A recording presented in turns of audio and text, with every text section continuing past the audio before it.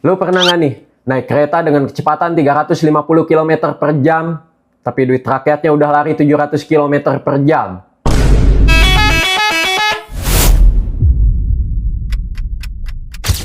Yap, ini dia nih, kereta cepat Jakarta-Bandung alias WUS. Singkatan dari waktu hemat, operasional optimal, sistem hebat.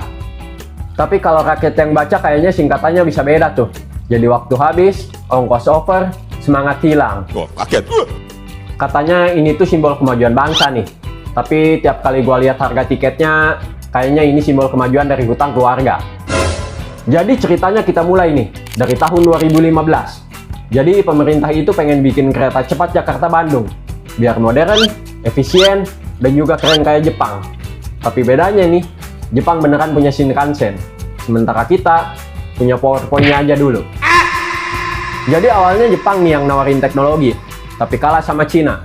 Karena di proposalnya tanpa APBN tuh. Yap, tanpa APBN. Tapi sekarang kenyataannya APBN-nya udah kayak jaminan BPKB. Itu malah jadi kayak temen lu nih, yang bilang bayarin dulu ya ntar gua transfer. Tapi udah 10 tahun kemudian nih, yang ditransfer malah stiker WA makasih ya bro. Thank you. Dan lucunya nih, tiap kali anggarannya bengkak alasannya selalu penyelesaian teknis tuh. Lah, penyelesaian teknis apa coba yang bisa sampai nambah 28 triliun? Itu bukan teknis, tapi teknik sulap. Namanya kereta cepat tuh, tapi prosesnya lambat. Rencana 2015 tapi baru jalan 2023. 8 tahun. Bayi lahir 2015 aja sekarang udah kelas 3 SD tuh. Dan selama 8 tahun tiap kali ditanyain jawabannya selalu sebentar lagi tuh. Kayak temen yang bilang udah OTW tapi masih di kasur. Capek ah. Yang bikin ngakaknya nih, katanya proyek ini udah diselesain 100%. Tapi masih banyak rel tambahan, sistem keamanan belum optimal, dan tiketnya masih belum jelas. Wah, kaget. 100% yang dimaksud itu mungkin 100% percaya diri, bukan 100% berfungsi. Eits, tidak kena. Sekarang mungkin lu pikir nih, enak dong dari Jakarta ke Bandung cuma 40 menit doang. Tunggu dulu nih. Naik bus dari Halim ke Padalarang memang cuma 40 menit doang tuh. Tapi dari rumah lu ke Halim 1 jam. Dari Padalarang ke Bandung kota 45 menit. Total jadi 2 jam 25 menit.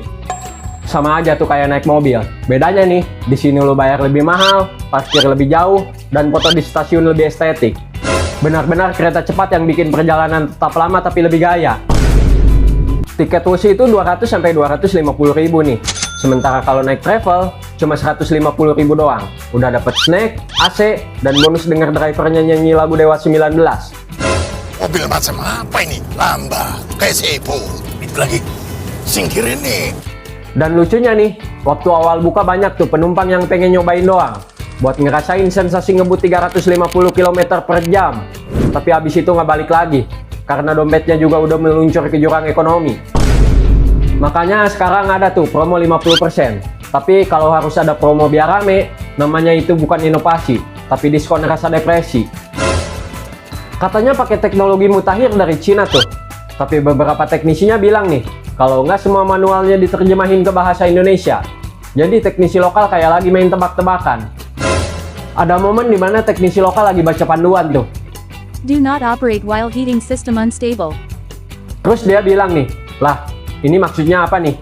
Panas tapi nggak stabil, kayak mantan. Target balik modalnya 40 tahun tuh. Tapi kalau tiap tahun masih disubsidi nih, ya paling balik modalnya pas Indonesia udah punya teleportasi tuh. Padahal pendapatannya aja baru sekitar 80-90 miliar rupiah per bulan nih. Tapi biaya operasionalnya hampir 200 miliar rupiah. Artinya tuh, makin banyak penumpang makin rugi. Alamak najisnya. Jadi bisa dibilang nih, kalau ini bisnis yang makin ramai makin tekor tuh. Kayak buka kafe gratis wifi depan kampus. Ingat nggak nih, janjinya dulu tanpa APBN tuh. Tapi akhirnya pemerintah masukin dana juga tuh buat tutup cost overrun. Capek ah. Itu jadi kayak anak kos nih yang bilang ke emaknya, "Ma, gua nggak bakal minta duit lagi." Tapi 2 hari kemudian nih, "Ma, minta pulsa. Ini penting banget demi negara."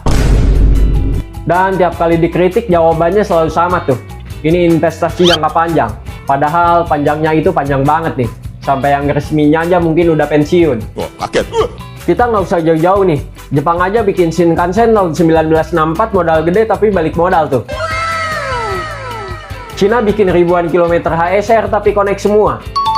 Kita baru 142 km tuh. Tapi dramanya nih, udah kayak Ikatan Cinta season 9. Jalur rel patah karena ego pejabat. Jadi bedanya di mana nih?